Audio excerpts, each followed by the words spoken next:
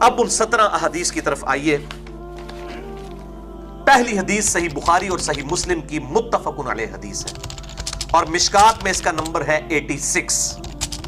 اب یہ کتاب النکاح چیپٹر میں نہیں تھی تو میں نے اس کو مشکات سے ڈھونڈا ہے. ظاہر ہے ہمارے پاس تو کمپیوٹر ہے, مکتبۃ الشاملہ ہے, عربی کے اندر آپ الفاظ لکھیں وہ دنیا کی کسی کتاب میں موجود ہوں گے, کمپیوٹر بتا دے گا. مولوی نے 1 مہینے تک نہیں دیس لبنی. تو پہلی حدیث صحیح بخاری اور صحیح مسلم کی متفق علیہ حدیث, مشکات میں اس کا نمبر ہے 86, کہ آپ صلی اللہ علیہ وسلم نے فرمایا آنکھ کا زنا دیکھنا ہے, زبان کا زنا بولنا ہے, ہاتھ کا زنا پکڑنا ہے, ٹانگ کا زنا چل کر جانا ہے,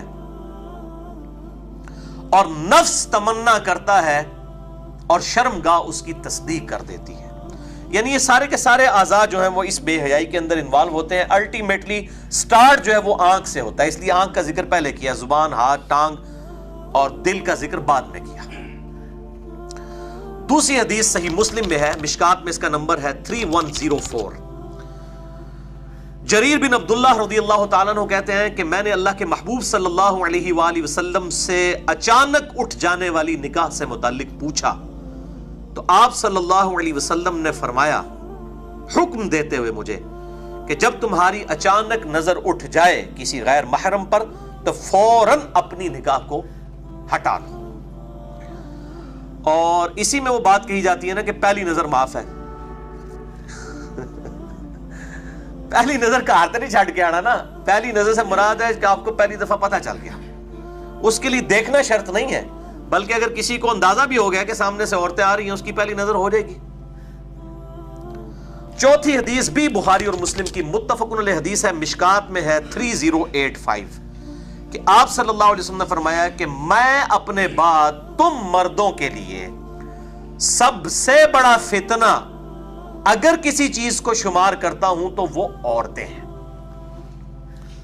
اچھا یہ ویسے پرٹیکولر تو اس اعتبار سے ہے کہ خامدوں کو کہا گیا کہ اپنی بیویوں کے حقوق کا خیال رکھیں, یہ فتنہ ہے, آزمائش ہے. لیکن تعبیل عام میں یہ اس معاملے میں بھی آتا ہے کہ عورتوں کا فتنہ مراد یہ کہ عورتوں کی طرف جو مردوں کا رجحان ہے وہ اللہ تعالیٰ نے بہت بڑی آزمائش بنائی ہے, اور بعض اوقات شادی شدہ لوگ جو ہیں ان کے لیے زیادہ بڑی آزمائش بن جاتی ہے.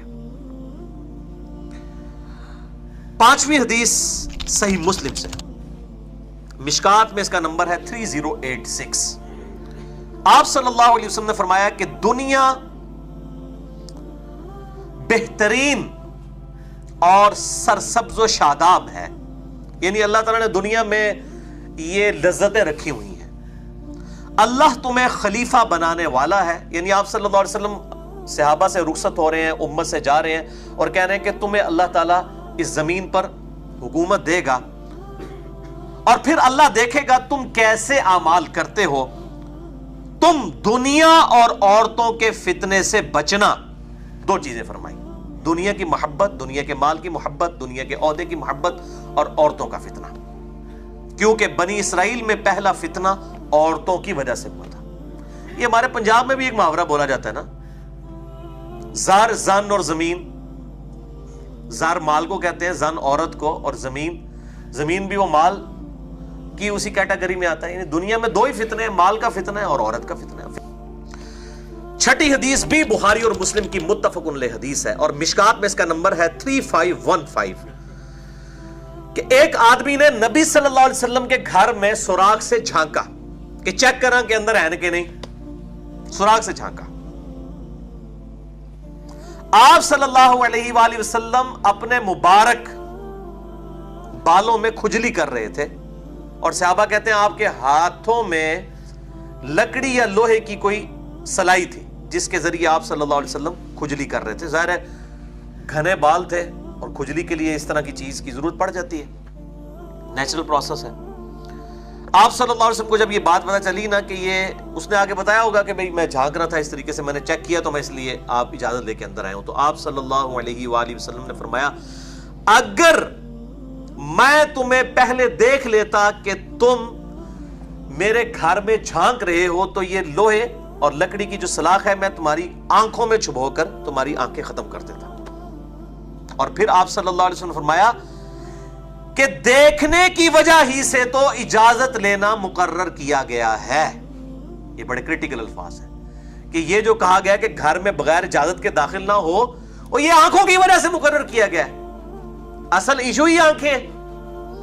اسی کانٹیکسٹ میں بخاری اور مسلم میں ایک اور حدیث بھی ہے، مشکات میں اس کا نمبر ہے 3514، کہ آپ صلی اللہ علیہ وسلم نے فرمایا اگر کوئی شخص بلا اجازت تمہارے گھر میں جھانکے اور تم پتھر یا کنکر مار کے اس کی آنکھ پھوڑ دو تو تم پر کوئی گناہ نہیں ہے.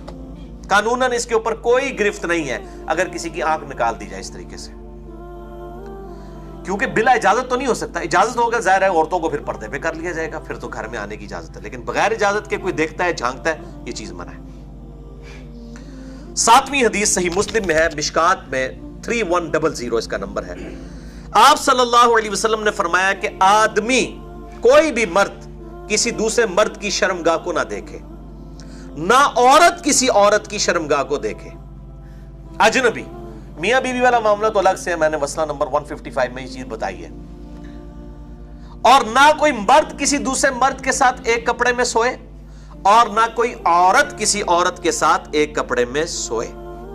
تو اس سے یہ بات پتہ چل گئی کہ اب مرد کا بھی مرد کو دیکھنا، اس کے سطر کو دیکھنا حرام ہے. اور ران بھی جو ہے نا وہ سطر میں آتی ہے، لہذا یہ فٹ بال کے میچ تو فارغ ہو جائیں گے، فٹ بال اور ہاکی کے، پیچھے کرکٹ ہی بچے گی. تو کیونکہ حدیث ہے مسند احمد میں، مشکات میں ہے 3114، کہ آپ صلی اللہ علیہ وسلم نے ایک صحابی کو دیکھا، اس کی ران کھلی ہوئی تھی. آپ صلی اللہ علیہ وآلہ وسلم نے فرمایا کہ اپنی رانوں کو ڈھانپو، رانے بھی سطر میں داخل ہیں. یعنی جو ڈیٹم لائن ہے مرد کے لیے ناف سے لے کر گھٹنوں تک جو سطر ہے، اور عورت کے لیے چہرے کو اور یہ 2 ہاتھ اور 2 پاؤں کو چھوڑ کے باقی سطر ہے. یہ سطر کی بات ہو رہی ہے. حجاب ایک الگ چیز ہے. یہ سطر ہے جس کے ساتھ وہ باقی لوگوں کے سامنے جو اس کے محرم رشتہ دار ہیں وہ آ سکتی ہے، لیکن جو غیر محرم ہے ان کے ساتھ پھر ایڈیشنل ہے، سطر کے ساتھ حجاب والا معاملہ بھی ہوگا. تو یہ سطر اور حجاب یہ 2 الگ سے ٹرمز ہیں، میں انشاءاللہ اگلی دفعہ اسے ڈسکس کروں گا. تو آپ صلی اللہ علیہ وسلم نے رانوں کو بھی فرمایا کہ یہ بھی سطر میں داخل ہے. 8ویں حدیث بھی بخاری اور مسلم، یہ دیکھ لیں ساری حدیث صحیح بخاری صحیح مسلم سے، اکثر متفق علیہ ہیں، کچھ ایبسولوٹ بخاری مسلم کی ہیں. مشکات میں 3099 بخاری اور مسلم دونوں میں موجود ہے. آپ صلی اللہ علیہ وسلم نے فرمایا کہ کوئی عورت کسی دوسری عورت کے ساتھ اپنا جسم ٹچ نہ کرے، اور نہ اس کے ساتھ اس طرح کا تعلق رکھے کہ پھر وہ اپنے خاوند کو اس عورت کے خد و خال بتانا شروع کرے گویا کہ اس کا خاوند اس عورت کو دیکھ رہا ہو. یہ بعض عورتوں کی عادت بھی ہوتی ہے، وہ جی فلانی ایسی وہ بڑی سونی ہے جی. اس طرح کی گفتگو کرنے سے یعنی بیویوں کو منع کیا گیا وہ اپنے خاوندوں کے سامنے کسی بھی عورت کی خوبصورتی کا ذکر نہ کریں کہ وہ اسے دیکھ رہا ہو. اب مجھے بتائیں یہ تصور میں دیکھنا ہے نا، اس کو نبی صلی اللہ علیہ وسلم نے منع کیا ہے، تو ڈائریکٹ دیکھنا کیا ہوگا؟ ابھی تک ان مولویوں کو سمجھ نہیں آ رہی، جو آزاد خیال مولوی ہیں، غامدی صاحب جیسے یا ڈاکٹر ذاکر نائک اور شیخ البانی جیسے لوگ، کہ چہرے کا پردہ ہے یا نہیں ہے. بھائی جو تصور میں کہا جا رہا ہے کہ نہ دیکھے تو فزیکلی دکھایا جائے گا. تو یہ اسلام کے مزاج کو سمجھا جائے، اسلام کس مزاج کے اوپر چل رہا ہے.